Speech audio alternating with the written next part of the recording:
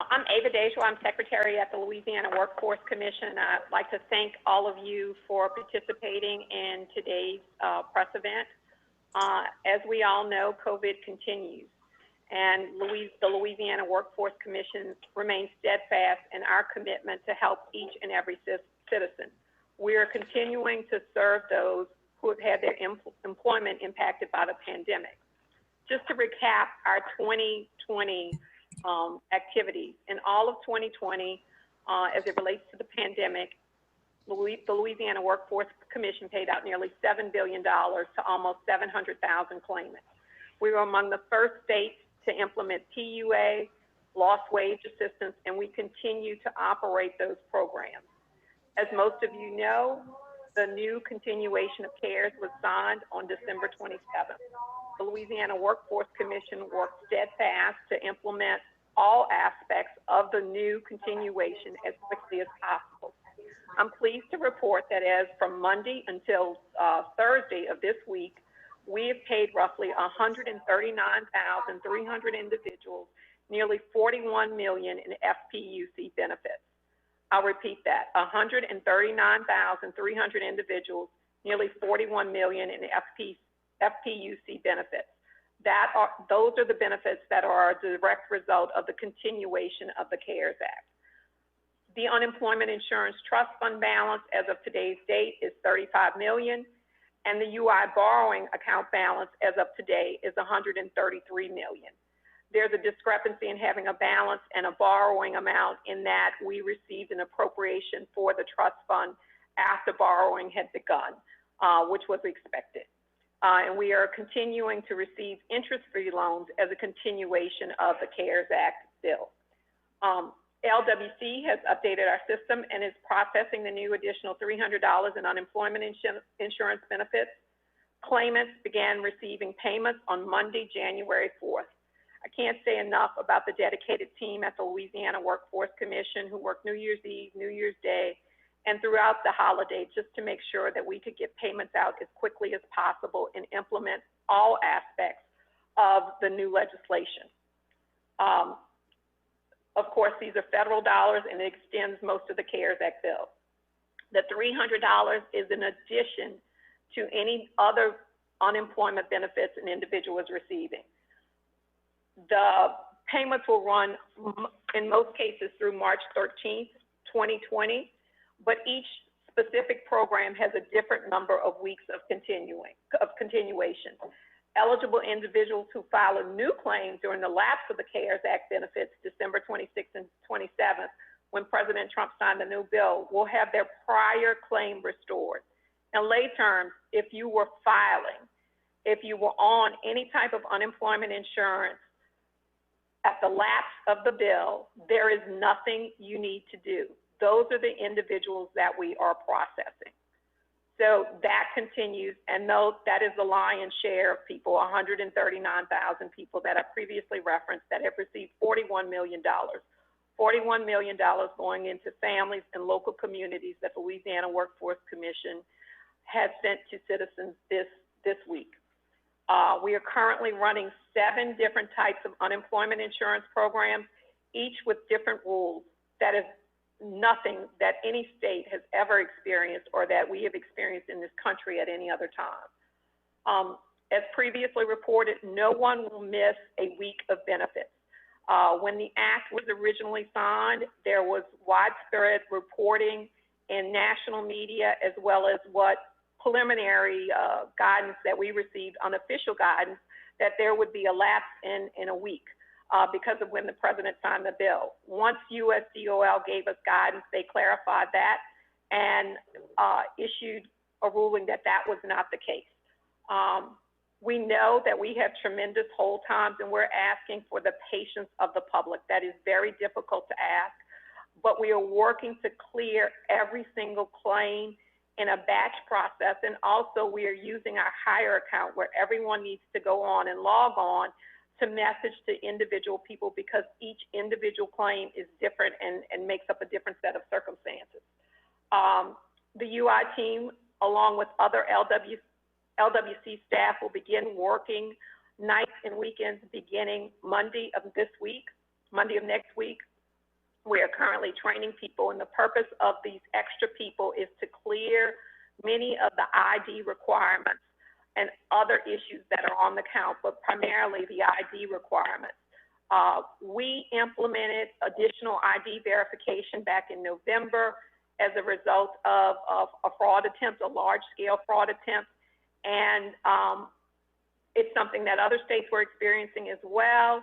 In that, in the new provisions that were signed into law, ID verification is now required for all claims. So certainly that is a nod to what we had already implemented in Louisiana, and that now the federal government has made that a requirement of all new claimants to submit ID verification. We have also published new frequently asked questions to answer some of the most current and common questions. Claimants can find the document on our website and on social media. LWC is contacting claimants directly via their hire account. So that is the best place for an individual to go for their particular case. That will have specific information about the type of claim they're on, their particular circumstance. It is vital that all claimants monitor their hire account and follow the instructions carefully and provide follow-up information to LWC if directed. A few facts: there is no need for claimants to file a new claim unless directed by LWC.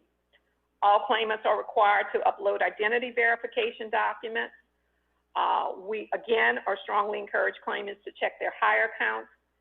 And if someone contacts you by phone and you are hesitant or doubtful that you are speaking to a legitimate LWC employee, please provide all requested information online via hire. Be sure to include the time of the call and the representative's name. We would also ask individuals to answer no caller ID calls. Please answer your no caller ID calls. Our system is an IVR system. The phone lines work through the computers, so we need people to answer no caller ID calls, so that when a claimant calls you, when a representative calls you back, you can actually speak to that representative. It is also important to note that claimants must continue work search. This is a mandatory requirement of those receiving state or federal benefits, and it was also codified in the recent legislation that work search is a requirement. Other requirements in the new legislation is that states must have a place for employers to report refusal to work. LWC implemented that months ago back in the spring, and that is now codified in the new bill. Additionally, as I mentioned, the ID verifications and also fraud reporting, which are also, those two links are on our website. We know it's difficult. We're asking for the public's patience. We're all experiencing the pandemic together. These are trying times. Our office, like most of your offices, most of your families, have had an uptick, just as our state has in COVID. We're all going through this together. However, here in Louisiana, we know that we are resilient. We know what it takes to bounce back, and we will bounce back. I know it for a fact. I've seen the commitment, drive, and tenacity at our own office of people that are coming to work to, despite their own challenges, to make sure that they can help others. We are grateful for this. We know it's difficult, but we are doing our level best to assist, and we'll always try to do more. I'm asking everyone to remember to socially distance and wear your mask. And with that, I'll take any questions. Secretary Scotty Hunter with WAFB. We have been swamped with calls and emails almost daily about some of the long wait times that people have gotten, as well as some of the confusion over once they do get to someone from LWC, they tell us they've not been able to get real help. What's your response to that criticism, and what are you guys doing to remedy that? Well, in this week alone, we've received upwards, I believe, of 70,000 calls this week. In all of December, we received 140,000 calls. And while we have staff working on the phone lines constantly, and also our outside call centers, the sheer volume is not something that you can certainly have enough people to cover, say, 30,000 calls in one day. It's just impossible to handle that. We would ask that people go to the appropriate queue, because one of the things that's going to happen is if you hit the 111 or 000, you're going to get a representative that is there, that is probably, in all likelihood, one of our outside call centers that can help walk you through the initial claims process. We have a limited number of people that can handle different levels of claim issues. This is not something that you learn overnight, nor is it something where you can train someone immediately to pick up. So going through the proper call queue is one of those things. The other thing is to use the hire account. I know it is instinctive to perhaps want to pick up the phone and call someone, but with this volume of people, that is just not going to be the best way to message, the best way to get information for you. Using the online system is where you're going to receive the most accurate information, and that we are updating constantly in a batch format. That has allowed us to pay 140,000 people this week the extra benefits. And when you look at that 140,000 out of the whole population of, say, 170, 200, it depends on when you want to go back to, that is a phenomenal percentage to get paid in such a short period of time. Not all of it will happen magically overnight, and we understand that people are in dire circumstances, and we're doing everything possible to resolve these issues as quickly as possible. Secretary Brittany Weiss here at WBRZ. I echo that. We get phone calls on a daily basis. I know you get multiple emails from me a day. LWC was quoting 3 to 5 business days for a return phone call. Do you think that is acceptable? Also, why are you just now implementing the nights and weekends for people to get callbacks to for the fraud part of this? And then what is your goal moving forward for a callback? Well, we have notified individuals that it may take a little bit longer. We are certainly first and foremost, our goal is to get payments out of the door, and that has been our primary focus. There are a limited number of people that are available to respond. It is not something that someone can just say, oh, I can understand this immediately. So given the fact that we have over 300 people at any one time working unemployment insurance benefits, that is the staff that we have. We are constantly hiring people, and we continue to do that. We are continuing to work with our call centers, and it's not just the call centers that we have responsibility for. We have adjudication of claims, we have ID and theft verification and fraud, and unfortunately, there's just not 500 people for us to go and hire, or 30,000 people to put on a phone line to answer 30,000 claims at one time. So we are continuing to respond to each and every citizen. It's oftentimes that citizens, when they are contacting you all, there may be extenuating circumstances to their claims. There are not just clear-cut cases. If an employer has reported wages, that may be an issue. Additionally, with ID verification, it's very important that once someone uploads their ID, they go back and check, because if there has been a change in address, if the ID does not line up perfectly, we're asking them to resubmit something else. So for example, if your license says, I live at ABC Baker Road, and then on your claim, you put XYZ Brown Road, that's a discrepancy. An additional verification is going to be required. Also, there may be other extenuating circumstances on a claim that are related to other activities or other reporting, and those things take additional time. A claim may be an adjudication. A claim may be someplace along in a hearing status. So it is not just folks that are filing for benefits. There have been other things going on in claims, and it's all things that are running simultaneously. Kristen Malberger at the Advocate newspaper. I just wanted to loop back around. So has LWC parsed through all of the suspicious claims from November? Is that a rolling process? If so, how many claims were deemed to be potentially fraudulent? And what about folks who were told to expect delays? Have you kind of worked through that backlog, or should folks still expect a bit of a delay?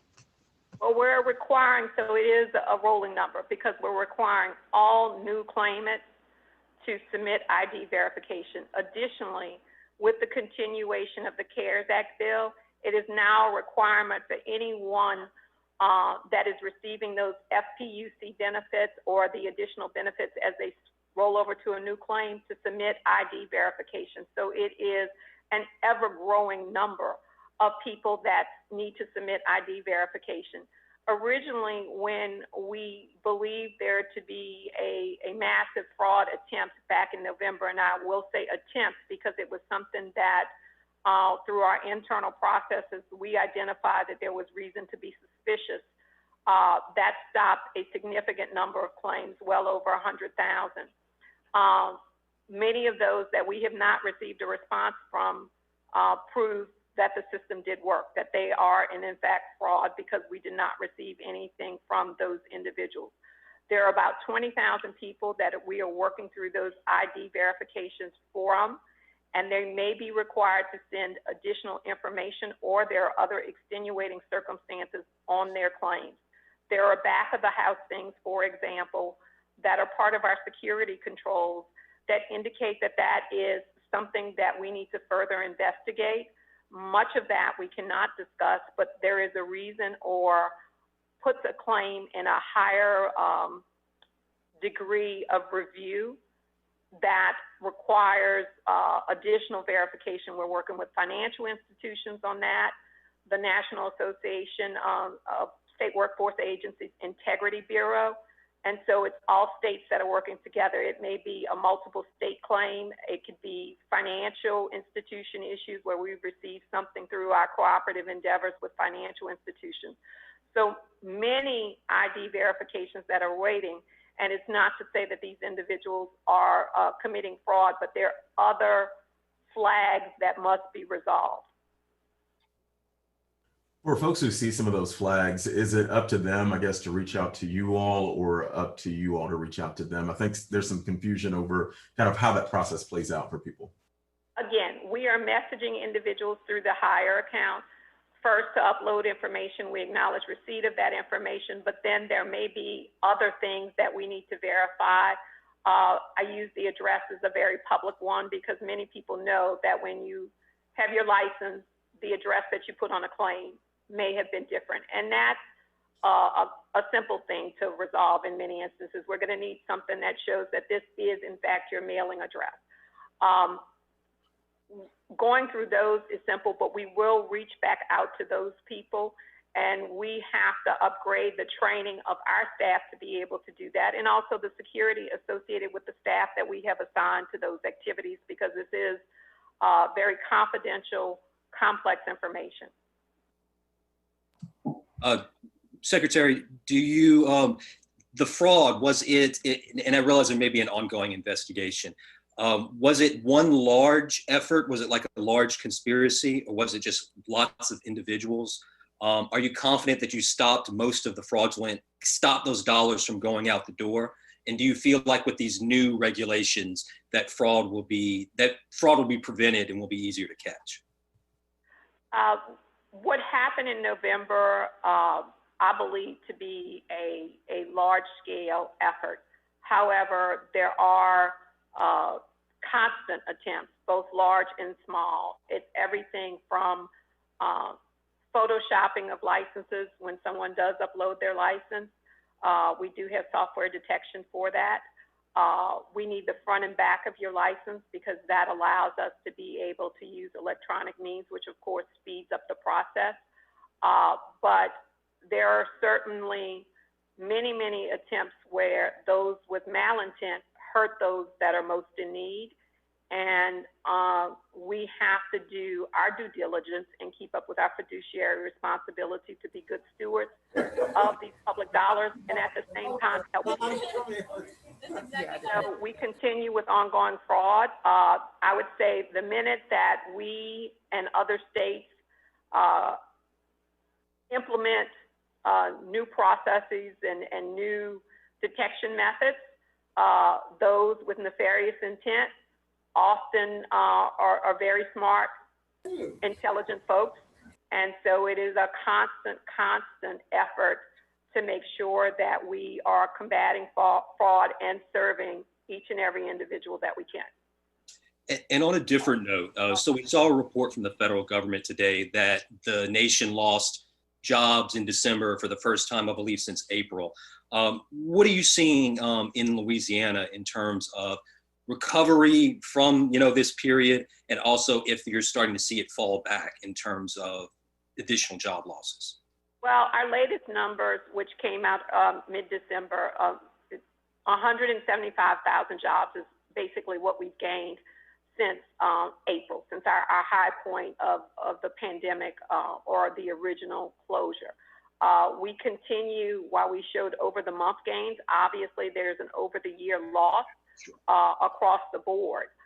We did have an uptick in some notable sectors, as you would expect: healthcare, trade, transportation, and logistics, but it remains a constant struggle.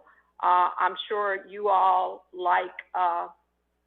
just like our office, we know that we have more people out with COVID right now, and while those may not show up in the job numbers, as those numbers increase and folks, we are forced to roll back because of the public health crisis, you're going to have some folks that may have gone back to work that are perhaps being laid off again or having hours cut again. Mm-hmm. So I guess my point would be, it seems like the nationwide recovery took a step back in December. Would you say the same is the same for Louisiana? Well, I think we took a step forward in December, but with our uptick, we are going to, we've had gains in the month of December. We did have a fallback, which may account for it in the previous 2 months because we had hurricanes when no one else had those numbers. So they had gains in like September and October, or October and November, because it lags a month, when we did not. We had losses in those months, and that we attribute those losses to just being hammered by hurricanes. Thank you. And I might add that those on disaster unemployment assistance, DUA, those in Southwest Louisiana and others that have lost their jobs due to the hurricanes are entitled to the $300 plus up in FPUC. Secretary, this is Aubrey Killian at WDSU in New Orleans. I hope you're doing well. We spoke with some people in New Orleans, one man who had prepaid debit cards to people with obituaries sent to his house. How is that happening? And are those instances still happening? Can you say in confidence that they are or are not happening? That is part of our fraud prevention. We, of course, run, and this gives you an idea of how astute many of those with ill intent are. One of the things that happens when someone files a claim is we run our records, a claimant's records, across Social Security death records.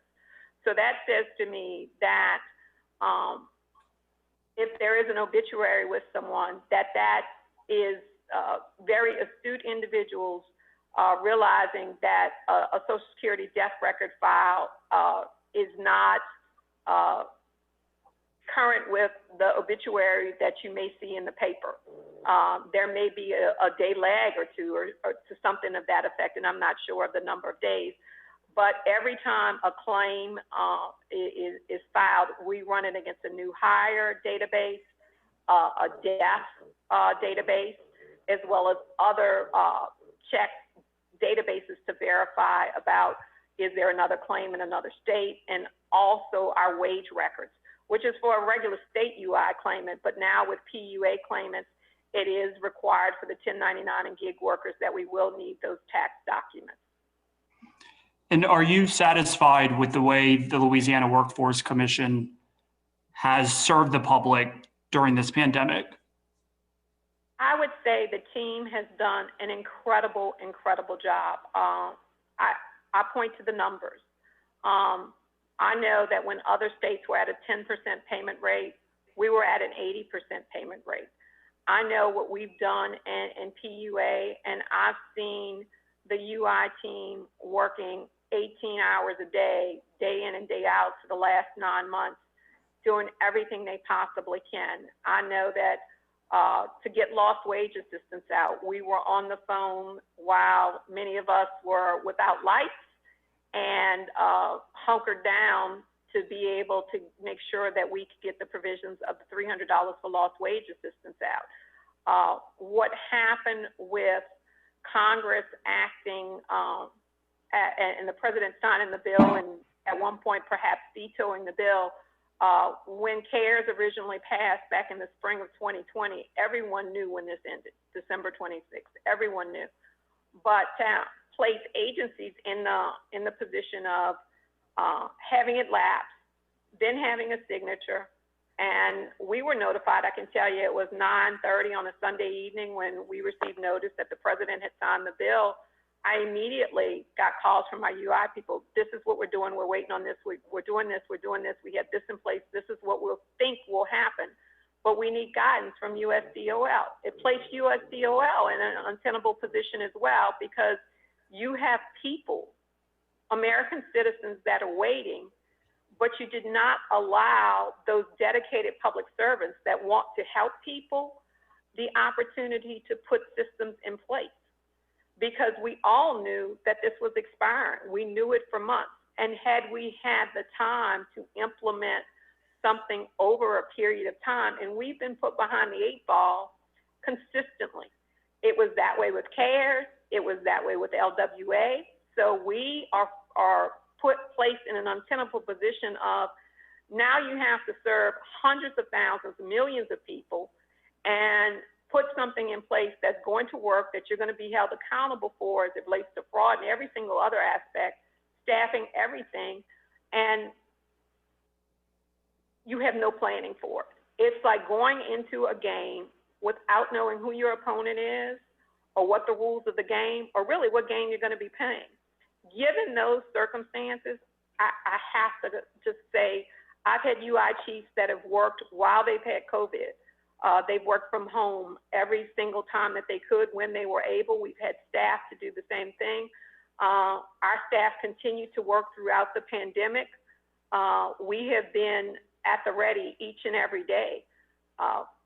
We've gone through, to give you an example, had the bill expired, we had to go through notifying our call centers that their contracts would be canceled, because one of the provisions of the original CARES Act allowed us to use outside call centers and outside help. Well, if the bill lapses, we can't use you. So notifying them of, hey, 30 days, we may not be using you anymore, but oh, now we have to ramp back up. So given those circumstances, there's always room for Monday morning quarterbacking, but I'm very proud of the team from Monday to today to get 140,000 people, $300 to put 41 million into Louisiana's economy, and $7 billion from April to December of last year. I think that's an incredible feat, and I am in awe of the public servants that work for our agency.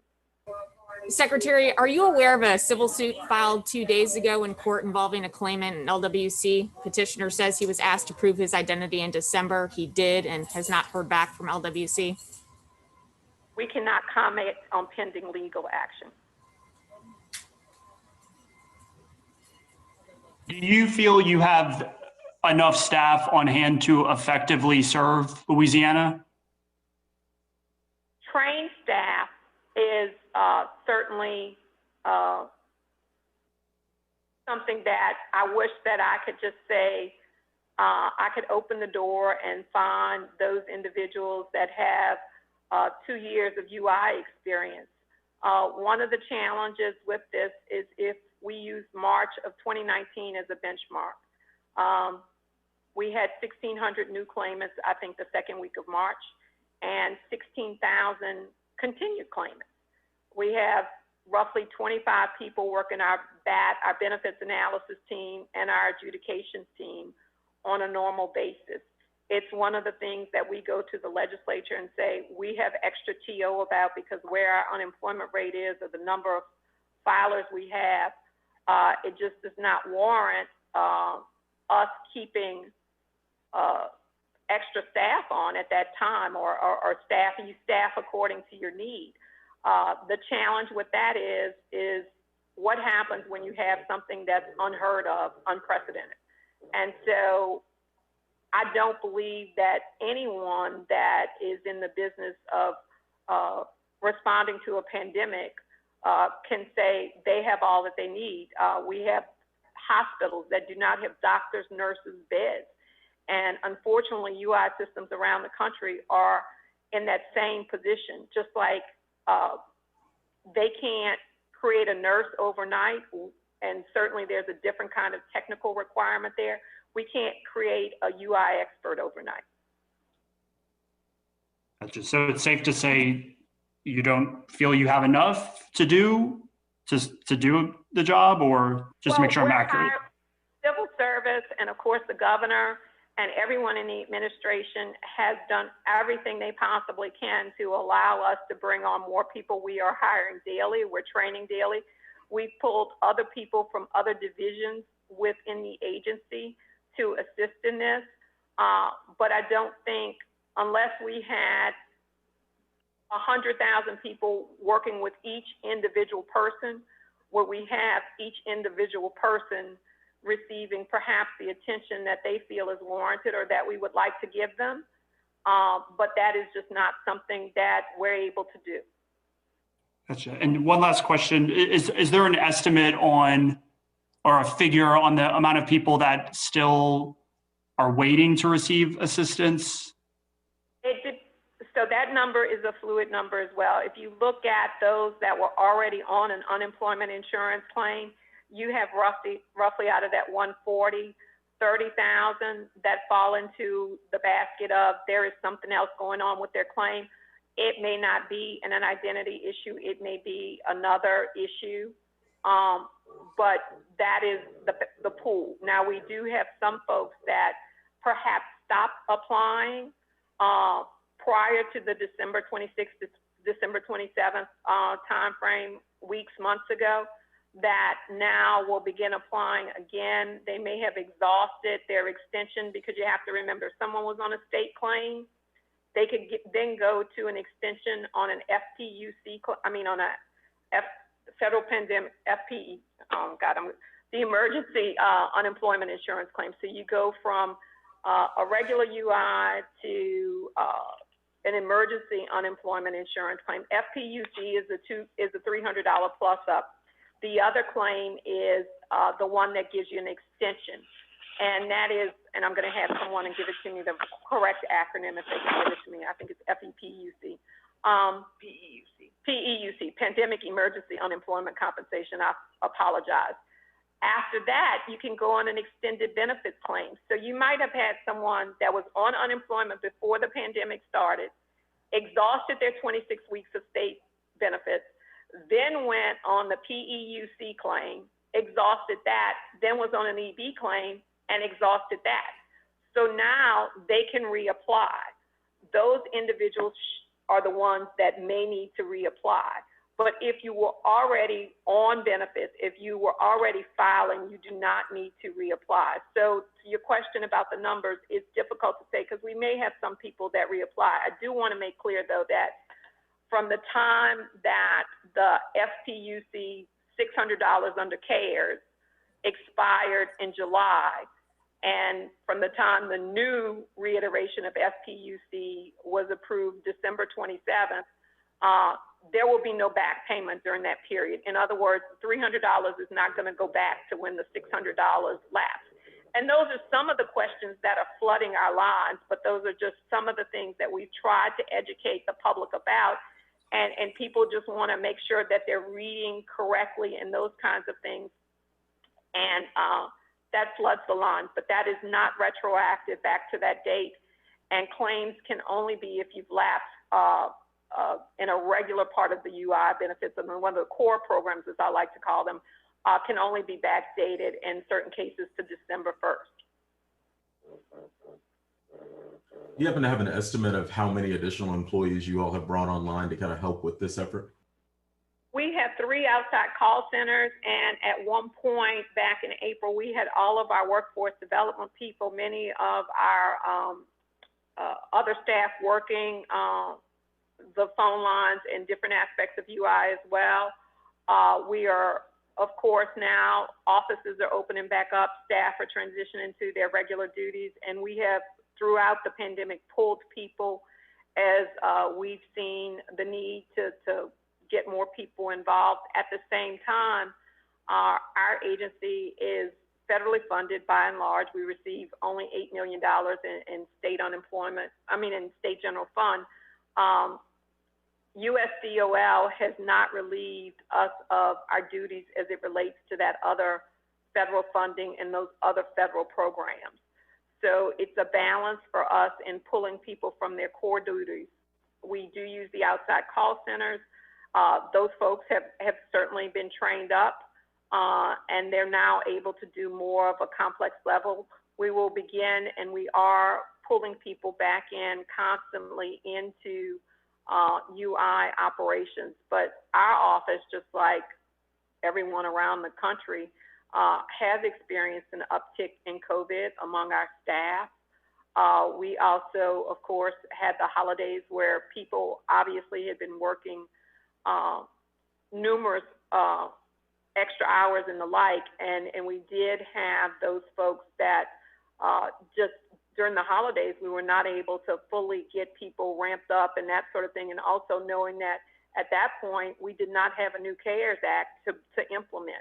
Now we are transitioning people, now that we have guidelines from USDOL, we are transitioning people and training people on these new guidelines. That goes back to the fact that had we had the time to train and plan, a system would have been in place to be able to accommodate all these things. But you can't train folks on something until you know the subject matter and the rules for which you have to train them. And as we talk today, we still have USDOL that has not issued guidance to us on some provisions as it relates to the continuation, certain aspects of program continuation. So until we get that guidance, we can't train people on what they need to do, nor do we know how to do certain things. Okay, so no exact number on maybe an estimate of how many additional employees you guys have brought on to help? I'm sorry. We've had upwards of 300 people working in addition to what we have, and we continue to extend hours for as long as we can and get more people working behind the scenes. It's not just the continuation of hours with someone answering the calls. It is the behind the scenes work of, no, I'm not answering a call, but I'm calling people back. I'm clearing things in the system, or I'm letting folks know in the system what they need to do. I mentioned the previous issues with financial institutions and bank cards and those things. The things that we can do that are outside of a call center or answering an immediate call, we are doing administratively or handling. We have folks assigned to handle those cases. Right. I have just a clarifying question. Do you all have a rough estimate of how much money the agency is trying to recoup from potentially, fraudulent payments? Do y'all have a rough estimate of, what you're trying to get back? Kristen, I don't have that number in front of me, but we'll get to you. Our fraud unit, Christina Cruz, our fraud chief, can get you what we have thus far and what we've turned over to law enforcement thus far. I know that you mentioned this has been very trying and overwhelming for LWC. Just what do you say to those people that are out there that are in that desperate need, that are in those dire situations, that are frustrated, confused, have questions and feel like they're not getting the help they deserve? I want everyone to know that it is something that we all work on every single minute of every single day. I can tell you, last night at 9 o'clock, the emails that I'm getting, I'm sending them to UI chiefs and saying, what's the circumstances of this, what's going on, this, that, and the other, how are we handling those? And those staff are responding at that time. I mean, it's not unusual for us to work through all hours of the night. It is certainly the intent of every single person that works at the Louisiana Workforce Commission to help people. We're not here to not help people. That is not our intent at all. I will tell you, I'm simply in awe of our UI chiefs and the team that we have, because they have been just everything from at a child's graduation or in the midst of a family crisis, they're still working. They are saying, you know, I stepped out of the graduation because this came up, or I got this email, all of those things. So certainly the team is dedicated. They are, I'm simply in awe of them. I wish I could share more of the stories about what they have done. My heart goes out. This is our job, but it's also a calling. We want to help individuals. We absolutely want to. Our commitment remains, and we will not stop, and we will not be defeated. We're going to help every single person. Our commitment remains steadfast, and we're going to work through these things. It is, I want to emphasize, the small minority of folks that have those extenuating circumstances, and while people may not realize it or fully appreciate it at the time, if someone has used your personal identification for fraud, it's incumbent upon us to make sure that that stops, that it's corrected, that you're made aware of it, and that the proper reporting is done so that that is not held against you at any future point. So we are working through each and every claim. I think it's sometimes important to note that, and I know y'all get many, many, many calls, and the vast majority are people with very legitimate, gut-wrenching issues, and we certainly are helping those people. There are also those folks that contact you that may have malintent as well, and I think that is just some of the complexity and the juxtaposition of this particular, of the pandemic or any disaster, that there are those with ill intent that will use very awful times to game the system, and we have to prevent that as well. We will be held accountable for fraud, and we will be held accountable for our distribution of this funding. So it is a constant balance. And I will tell you, I always want to err on the side of helping an individual, and we will work diligently to help each and every individual.